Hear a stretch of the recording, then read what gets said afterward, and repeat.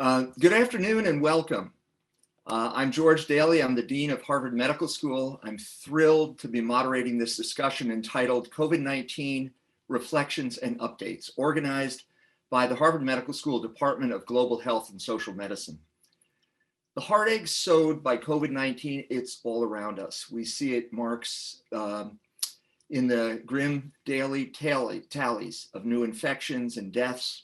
We notice its footprints in the lost livelihoods, the crippled economies, in the unusual new ways of socializing and learning, in short, in our mutated new way of life. At Harvard Medical School, we're consumed by the questions, where do we go from here and how do we get out of this? Now, without doubt, we must untangle the biology and the behavior of the virus. We must define the pathophysiology of the disease, and we must design treatments and vaccines that can halt its deadly march. These are the obvious and immediate challenges, but I think there are other more fundamental questions that we must ask, larger lessons we ought to heed. I fear that in our breathless race for the next biomedical silver bullet, for the curative drug, the life-saving vaccine, we risk losing sight of the systemic forces at play, of the gestalt of this pandemic, without which we cannot learn the lessons in the future that will allow us to avert another similar disaster. So today I look forward to a discussion that's less about the biomedical dimensions of this disease than about the social, systemic, public health, political, and cultural dimensions of the pandemic.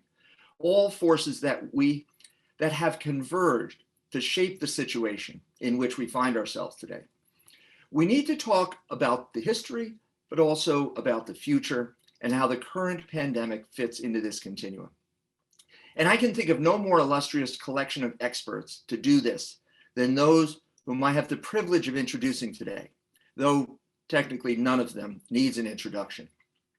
Among them is one who has aptly been described as the man who would cure the world. As a medical anthropologist, a physician, and a humanitarian, he has dedicated his life to improving healthcare for the world's poorest.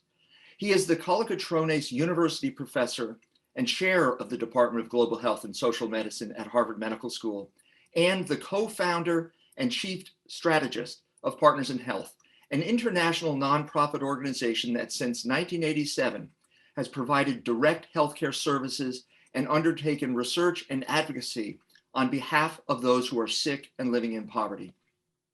Please welcome Paul Farmer. Next is someone who co-founded Partners in Health with Paul and a handful of other bright-eyed, ambitious young people who were determined to make the world a better place.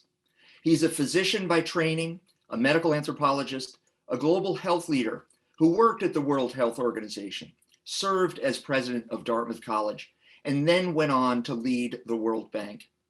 He is an alumnus of Harvard Medical School and the former chair of our Department of Global Health and Social Medicine. I'm delighted to introduce Yong Kim. Our third guest is a national hero. At the helm of the National Institute of Allergy and Infectious Diseases since 1984, he has advised 6 presidents and shepherded our nation through HIV, avian flu, swine flu, SARS, Ebola, and Zika.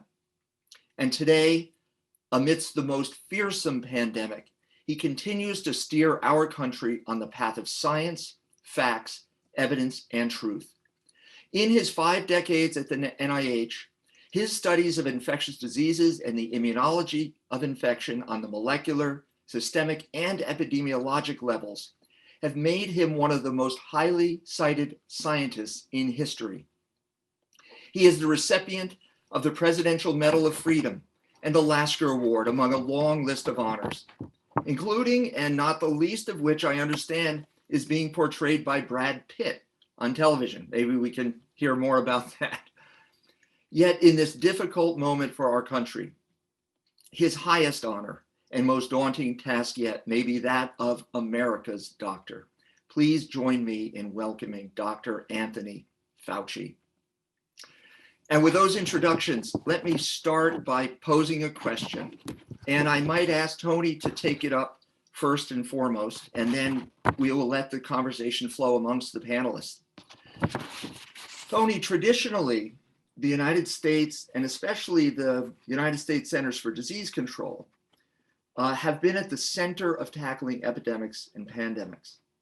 But what are the implications of the United States withdrawal from WHO and from multilateralism as a whole? And what has been the impact of what appears to be the sidelining of the CDC throughout this pandemic? Well, I believe, George, that the CDC has not really been sidelined as much as one thinks. I mean, I think publicly it looks that way, but Dr. Redfield has been very much involved in everything that we have been doing at the task force. He's a full member of the task force, and he does participate. It appears that it's not, but I think it's a little bit different in reality. So I think people should not feel that they've been left out. They're obviously, they're a very strong organization, and they've made major contributions to every outbreak we've had, including this one. Now, the situation with the WHO is a difficult situation. Obviously, the WHO is not a perfect organization. They've made some mistakes. We know that. But I think looking forward, I hope that we find corrections to that so that we can, as we face the next, even the current and the next challenge, that we will have a stronger WHO that does a better job. The structure of the WHO with you probably have Jim Kim and Paul know as much or more about this than I do, is structured such that there's not as much central control as you would like. Peripherally, there's a lot at the local nation level, and sometimes that leads to a little bit of a disjointed response. So I would hope that we see improvements in the WHO, but maybe Jim would want to comment about that. He knows a hell of a lot more than I do about that. Yeah, Jim, yeah, please do. And also just in general, what role international cooperation plays in this, in our global response to the pandemic. Well, I would just say, Tony, when we talked early on in the pandemic, I remember calling you and saying, Tony, really, all we're going to do is try to flatten the curve? Shouldn't we try to, do testing and contact tracing? And you'll remember back in those early days, nobody was talking about contact tracing. And there was a whole group of people who were even saying that contact tracing we can't do it, it's too late.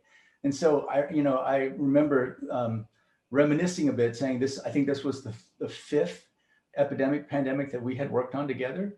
And it was just different this time, right? I mean, you're going back to smallpox. Smallpox was eradicated, and there were 250 plus CDC secundees to WHO, always flying the WHO flag. But there's no question that DA Henderson and Bill Foege were so critical in getting that done.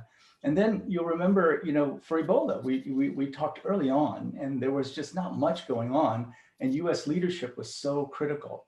I just, I don't think that it's possible for these multilateral institutions to function without a very strong, and we can disagree over the specifics, but without a strong US presence. One, there's just not enough expertise in the organization without CDC being intimately involved. And moreover, if the US government is working against WHO or withdrawing, it just makes it very difficult. I mean, the US still has a huge weight in the world, and the lack of the kind of scientific capacity we have, I think, makes it ever more difficult. I hope we can resolve it going forward, because, again, as faulty as these institutions are, as many holes as there may be, if we got rid of them, we'd have to invent them again. We'd have to build them again, and it would be much harder. Paul, anything you might want to add to that conversation? Well, I mean, Jim and Tony really said it. If we didn't have these institutions, we'd have to invent them. And so, no matter what its deficiencies, and it's a very underfunded organization with, as Tony said, some, managerial challenges, it is by definition the member states who constitute the World Health Organization. There are a lot of structural impediments to getting it right, but we need to be part of that. Can I just bring up, though, Tony, in that first conversation, the question I was really asking you is, why are we being so reticent about the kind of aggressive public health measures we need to take? And I think, the message I got from you is that just getting the government to agree to the kind of measures that we need, the social distancing we need just to flatten the curve was so difficult. But I remember you told me, hey, if you guys can do it in Massachusetts, by all means, go ahead, be more aggressive. Why do you think that happened? I mean, Tony, you remember our fights over drug-resistant TB and HIV, right? Where, people were extremely aggressive and had high aspirations in the United States. The aspirations just weren't high for treatment in Africa. And you were always, such a great advocate, for that work. But this time, the lack of aspirations, was right here in the US. What happened? Not sure. It's just a combination of different things, Jim, that just didn't make it exactly the way we wanted. I think one of the issues that we have in this country is that there is a beauty to the individual independence of states, of doing the things that they want to do. It's a very important part of our country, but sometimes when you have an outbreak, which involves the entire nation, you really have to have pulling together in a uniform manner. And that's something that we didn't see as much as we would have liked early on. You talk to people in other countries in which there's a great deal of uniformity. I mean, somebody says something and everybody does it the same way. And also, there's so much difference in other countries in their geography and their size and things like that make it so much more difficult in this global pandemic, which challenges so many different countries in different ways. It's really, I think when we go back and look at the history of this, we're going to really learn a lot about individual countries and their ability to respond. Yeah, I mean, we have two medical anthropologists here on the call, and you've raised a really interesting issue. What is it that we can learn from this natural experiment that's going on? We have, almost 200 different countries and communities dealing with this pandemic, each in their own way, each influenced by their culture, by their governments, by their practices. Are there lessons that we can learn from countries that seem to have handled it well? And are there lessons that teach us how and why the US hasn't been able to? From the standpoint of anthropology, I always, we're all busy. I always feel like calling up Paul or calling up Jim and asking the questions that I find, the whole world has been put under such a stress. I never would have fully appreciated it prior to this, how much fatigue one gets when one tries to follow public health measures, not only in the United States. You call up our colleagues in any foreign country, be they European or even Asian foreign countries, the concern and the fatigue about being locked down and not being able to go out is very, very, very stressful. And then you have the issue with the back of your mind, knowing the economic devastation that's causing. It becomes really a very, very tough issue that you want to tell people that you have to be positive. And we really do have to be positive. I think one of the things that I try to emphasize as often as I possibly can is that this will end. It will end. We will get our arms around this and it will end. And when people somehow see the light at the end of the tunnel, that it's not despair, because they're really tired of hearing about this. And I know you don't want to talk necessarily about the scientific aspect of it, but I believe the idea that a vaccine is on the horizon is going to be playing a major, major role in how people accept the continuation of the stringent public health restrictions that they have. If they don't see any relief in sight, it may be really difficult for them to just swallow it and say, oh my goodness, when is this going to end? Am I going to having to continue to do this, to continue to avoid crowds, to continue to wear a mask? But when you see a vaccine that realistically is on the horizon, I think that's going to be a big plus. So as difficult as things are now as we're going into, the points that I always bring out is that hang in there. It's going to end, and a vaccine is going to be extremely helpful to us. And it is right around the corner. We have 5, it's actually 6, but 5 in advanced phase 3 trials, 2 of which are fully enrolled, so we should be getting an answer soon. But Tony, don't we still need the full public health response in place? No, absolutely. I mean, I have a slide that just shows that. I mean, vaccine is going to be important, but we're going to do vaccine plus public health measures. Yeah. But when people ask about when will we get back to normal, it would be a gradual combination of the impact and the safety net that we get from a vaccine, but not abandoning public health measures at all. Yeah. If I can just jump in for a quick second. Please, Jim. The other side of that, Tony, is that I've been watching carefully what's been happening in terms of funding. And so we've got like close to 4 trillion in what we would call fiscal stimulus, money that went directly into the economy, and very little that's gone into, say, a massive public health scale up to get the number of contact tracers that are needed, to get the kind of testing that's needed. We haven't had the money going into that, and the Congress put forward a bill that had 75 billion for what they called TTSI, testing, tracing, and supported isolation, which we thought was great, and that was stopped.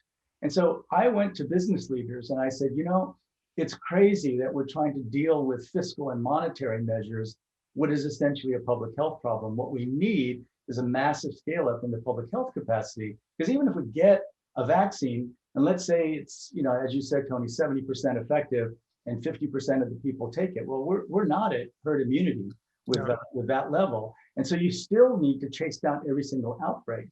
And so we need to make the investment. Why would you send 6 trillion or 5 trillion out into the world and then really put in nothing for the only thing that's actually worked to stop the virus anywhere, which is the full public health response, which is social distancing with masks, testing, tracing, isolation, and of course, treatment of sick. That's the only thing that's actually worked. And the business leaders are saying, that's just more money down the tubes. What we're doing, we need to wait for the vaccine and therapeutics. I don't think they understand, these business leaders, how difficult it is, even when we get a vaccine or better therapeutics, deal with this particular virus. And so that's what worries me. We still have not emerged from the magical thinking, which says once we get a vaccine, this is over. Right. When people ask me, is the vaccine going to work better in different places? I said, of course. China, they just had their holidays. There were people crowded on top of the Great Wall, and there are about 200 cases in Xinjiang mostly. And they put that out, that outbreak. For 200 cases, they did 4.5 million tests. Korea, the economy is moving forward. The only places where the economy is recovering is where they have the full public health response in place, and they're chasing down every single case. Right. There's a sense that we don't need to do that in the United States because we'll have a vaccine or treatment. Right. Yeah. Pardon. Right. But, Jim, the other point that we've discussed even prior to COVID, and that is how we have, sometimes because of the victim of our own success, let our public health systems and our public health infrastructure essentially attrit. And that antedated COVID. And I think we're seeing now the consequences of that. So, as George was saying, you always want to look forward, take care of the problem we're taking care of now, but how should we do better the next time around? And I think a good example of why we need a good fundamental local public health system to be able to do the things that you say is so terribly important, no matter how sophisticated we get with our technologies, with our better platforms for vaccines, with our targeted antiviral drugs. A core good public health system is so important, as we're seeing right now. Yeah, Tony, you've raised the issue of the vaccines. I want to push on it a little bit further, not so much about the biology and all of the regulatory issues around the vaccines, but there's been this issue of trust, which is related to the lack of a public health effort. Even if there is a successful vaccine, there's such a significant degree of skepticism and mistrust. How do we, as our medical community, serve the purpose of promoting acceptance of the vaccine, which we all know is going to be essential? And certainly each of you could comment on that. Yeah. Well, just very briefly, one has to be extremely transparent in what the process is, which we are, and I'll explain that in a second. The other is to reach out to the community, not just reach out by people like you and I and Paul and Jim, but people that the community is familiar with and understands, and explain to them the process, because we do this continually, but I'm not so sure it sinks in. I mean, the vaccine process that we're experiencing right now, at the core of that is what we're all familiar with on this call, is the Data and Safety Monitoring Board, which is an independent group. And I think people need to understand that it's independent. I pick the chair and I rely on the chair to get independent people who are vaccinologists, scientists, clinicians, ethicists, statisticians, who independently at predetermined times look at the data. And as you know, one of three things can come out of the looks. They call them, predetermined data looks. A, you could say, continue to collect the data. You don't have an answer right now, but things are going all right. Or, my goodness, there are more difficulties or more infections in the vaccine group than the placebo group. Stop the study. We have a problem. Or what you like to see, and what we ultimately will see, is that you now have enough infections that have shown that the vaccine is in fact statistically significantly effective. When that happens, then that data gets shared with me and with the company, who then applies to the FDA either for emergency use authorization or a BLA, which is actually a biological license application. And then the other thing the public needs to understand is that the FDA, with their career scientists who've been doing this consistently for their entire career, they then get advised by their VRPAC, their advisory committee, that looks at that too. And only then do you make the determination that we have a safe and effective vaccine that we can give it to the public. We've got to articulate that better so that the public understands that the process is firm, it's time-honored, and it's transparent, because all the data ultimately is going to be made available. Paul is going to see it, Jim is going to see it, I'm going to see it. So I think any attempt at circumventing the process is going to be so apparent that it just won't happen. Mm. Well, Paul, I might ask you, we can speak to our community, which has a rather sophisticated sense of what those data mean, but there is a different challenge in getting the story out to the community. Are there lessons from prior campaigns using community health workers to deliver not just the message, but potentially also how are we going to manage lining up hundreds of millions of individuals to get a vaccine? Well, I think these are the people that Tony was referring to, the people who live in their own communities and are both, the potential recipients, as are we all, but also the connector between the formal medical system and the communities that are concerned with the problem at hand, in this case, all of us. And indeed, that when Jim was in touch with the governor of Massachusetts about pushing forward contact tracing, one of the ways in which he can, move this forward was pointing out that it's community health workers who do this, and we'd work with thousands of them and still do. I do think, though, that it's worth saying that even though we know there's a great deal of mistrust and we can trace or attempt to trace the contours of that mistrust and also its origins, it's possible to exaggerate how much resistance we'll have to a virus as well. And so lessons, I'm just thinking about the West African Ebola epidemic, which is another time when Tony was always available to us to give us counsel. At the outset of it, there really wasn't a vaccine. At the end of it, thanks to a narrowly achieved victory toward the end of the epidemic, there was a ring vaccination study that showed this one and later more vaccines to be safe. And then it was taken up rather well in West Africa and not so well in Congo. And again, if you go, we're talking about Ebola epidemics, one that began in late 2013 and a couple that are more recent. But looking at, what was going on in those two different places, it's not just about culture, it's about the material conditions around everyone. If there's not the staff, space, and systems required for a vaccine rollout or a therapeutic rollout, it's not going to happen well. If there's conflict ongoing, as there was in Congo, but there wasn't so much anymore in Liberia and Sierra Leone, things work better. So again, as both Jim and Tony have said, there's just so many things happening at the same time that it's difficult to get analytic purchase on them. But as Jim pointed out, and as Tony has every day, we still know the basics of what we must do to bring this epidemic under control. And that also includes preparing people for a vaccine. I have some optimism about this. There is a lot of mistrust, a lot of miscommunication that needs to be cleared up. And some of this, of course, will last well into the coming years.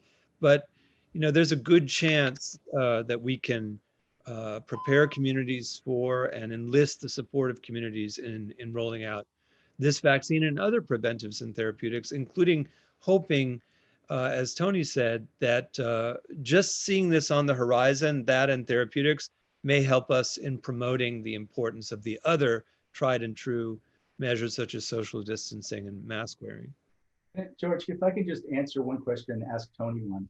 You said, what are the lessons we've learned from other parts of the world? And I think one of the ways to say it is, well, the great news is the lessons are pretty similar. If you don't do social distancing, testing, contact tracing, isolation, and treatment of the sick, you're not going to have success. So in other words, there are lots of variations on the theme. Koreans and Singaporeans have this vaunted use of technology. I tell you, I've talked directly to the people who run those programs, and the technology is far less important than the shoe leather epidemiology, the capacity to test. It's the same things that have led to success.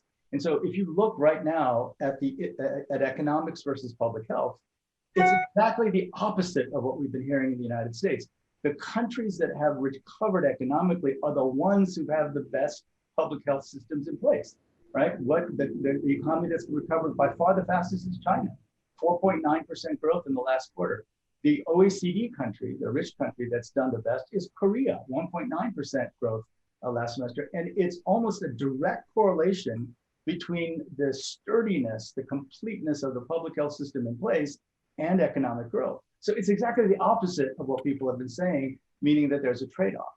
But here's my question for Tony. You've done so well in battling off the so-called herd immunity. But I have to say, Tony, that came from academia, right? I mean, we had arguments, at an institution very close to where Paul and George work, and people were saying it's too late for contact tracing.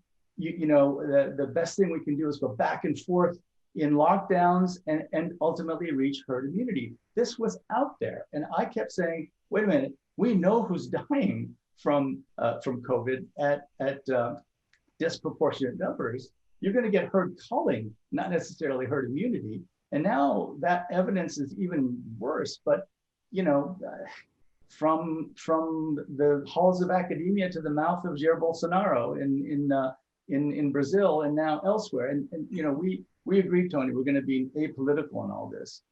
But herd immunity has emerged as an alternative to the full public health response. What do you make of that? Well, I've already have a role. Yeah. No, I mean, I've already made my my thoughts about it clear. Yeah, that to me, herd immunity is through a vaccine. That's the way you get herd immunity, through a vaccine. I think measles is such a wonderful example of that. I mean, we were fortunate to have a measles vaccine that's 97 to 98% effective. And we know that in those communities, particularly some in the United States, where for a variety of reasons last year and the year before, the immunity in the community went down below a certain level and got into the 80s. And then we had the outbreaks of measles.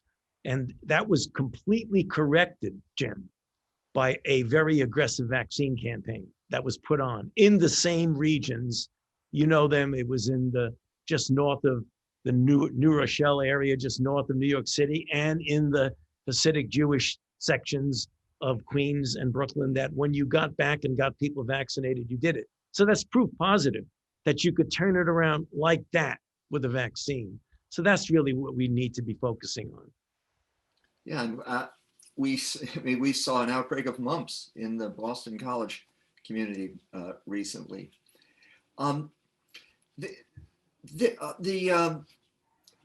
This issue of herd immunity, I think it's also important to debunk the notion that somehow we could protect those at risk while allowing young people and those who may be more resilient to go about the business and all.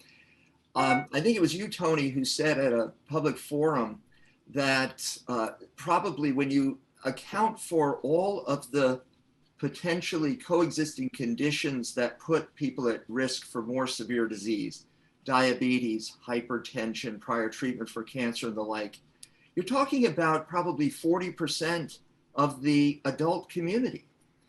And that is just an extraordinary population who would be at risk and would suffer the devastating health consequences if we were to allow the virus to run rampant. Yeah, I think what people need to understand more than they do, George, is that the vulnerable are not just those in the nursing homes.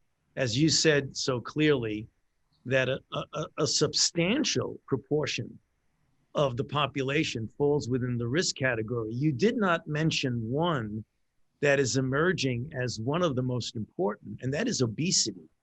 I mean, people who have no other underlying comorbidity but obesity. That really is something that is, if you look at the people who are hospitalized, who are in intensive care with intubation and ventilation, that is playing a major role. And I think it gets back to what we've all learned when we were residents and interns on the ward, that the ability to move the diaphragm up and down in somebody who needs aerating with pneumonia is critical. You have somebody in bed, you lie over on one side, they deoxygenate, you lie them back on the other side and they're fine. What happens when you have a situation where you're in bed and it's very tough to move that diaphragm? I mean, I think that's just a plain old medical thing, and those are the people that are not in the nursing homes.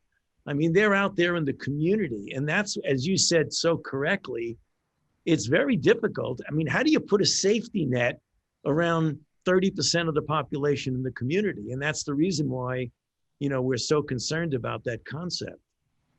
Yeah, thank you for articulating that so well. Let me speak to an issue which I think has come to prominence in this pandemic, which is the remarkable disparities in our healthcare system in the United States. And it's remarkable that a country like ours has seen this virus ravage communities of color in such dramatic ways. Let's talk about a social justice ethos for a moment.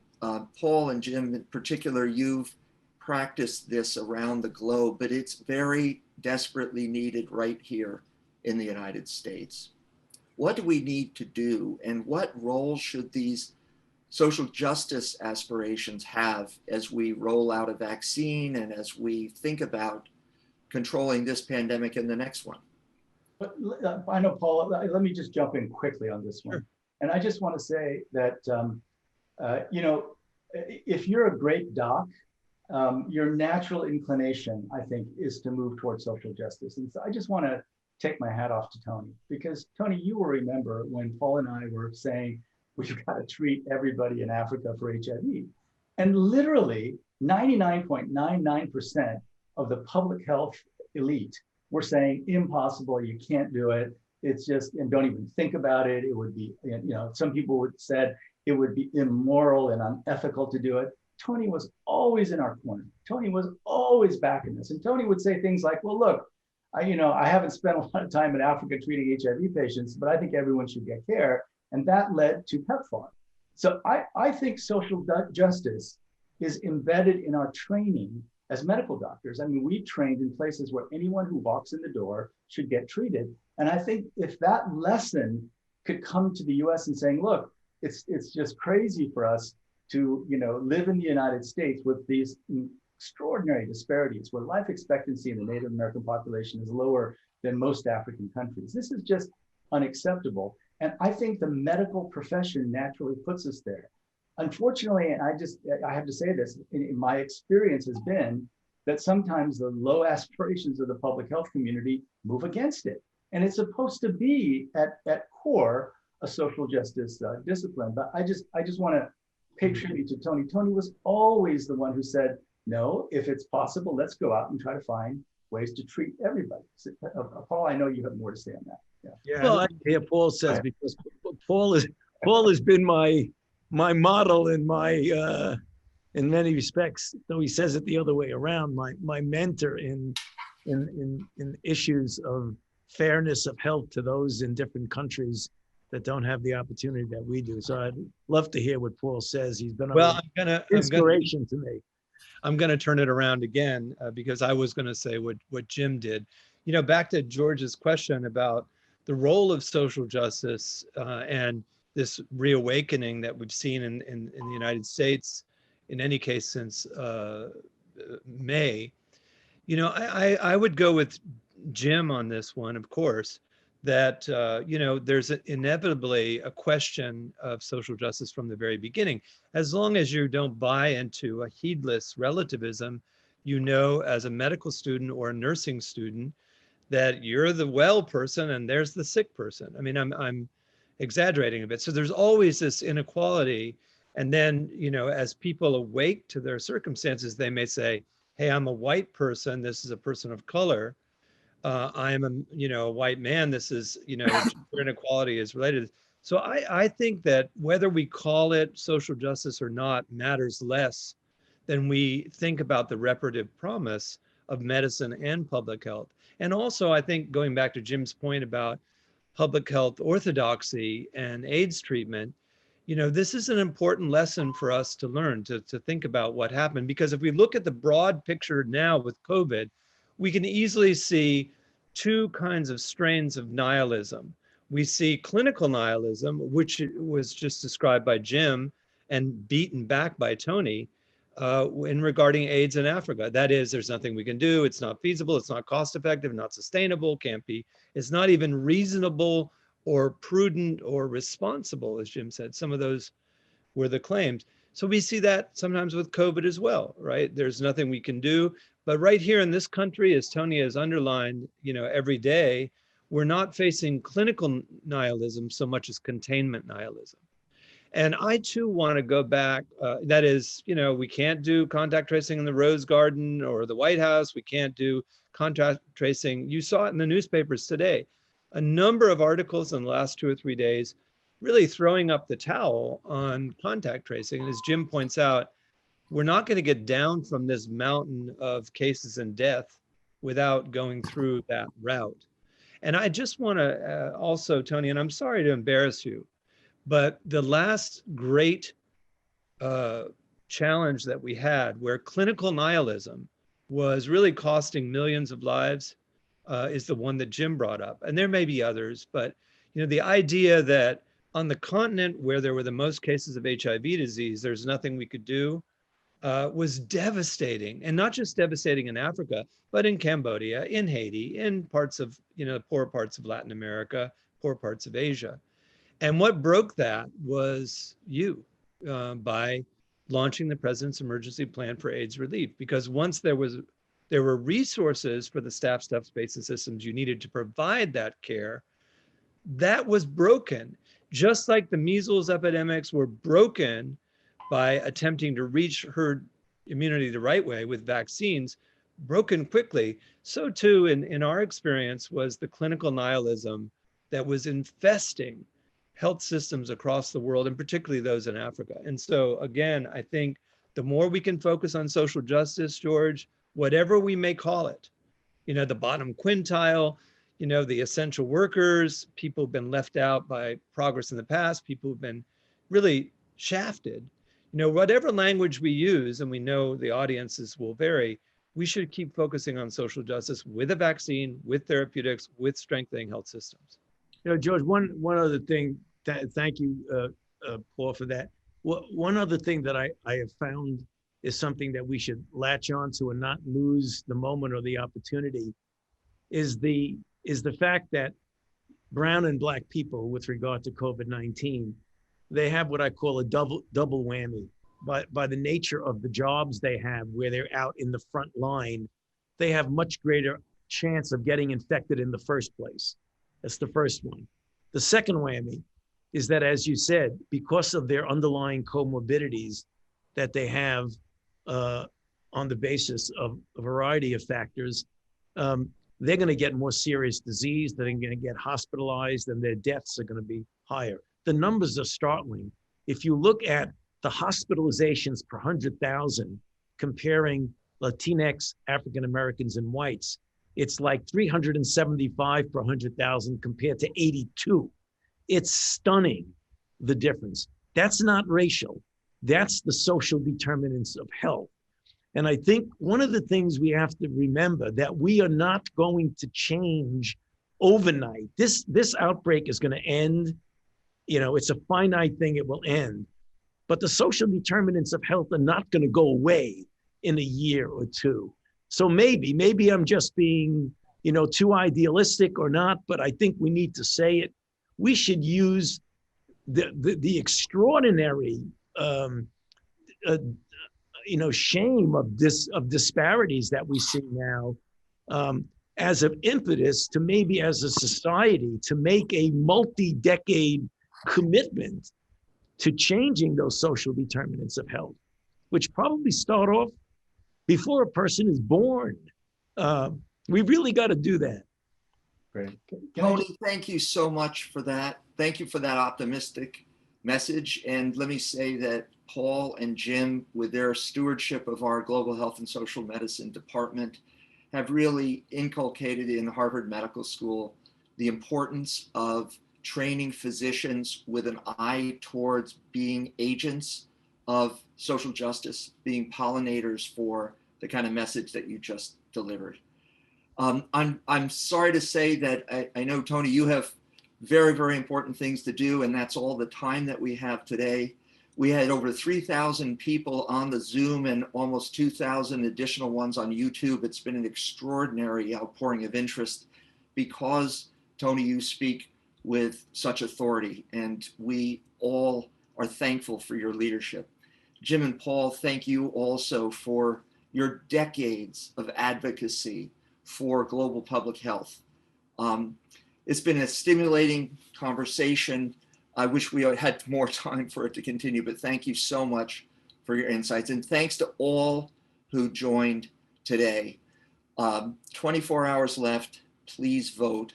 And remember the public health issues. Wear your mask, stay distanced, but connected emotionally and personally, and stay healthy. Tony, we love you. We got your back, man. We love you. We love you. We love you, Thank Tony. you, guys. I could not think of a better duo to be on with my two good friends, Jim and Paul, and you too, George. Thank you for having me. Hey, Tony, and if you happen to be out of a job in a few weeks, come on and talk to us. We have a wonderful landing pad for you right here in Boston. Hey, thank you, George. We hope you've got another few decades ahead of you at NIAID. Right, Thanks a lot. Thanks a lot. Take care, guys. Thank you.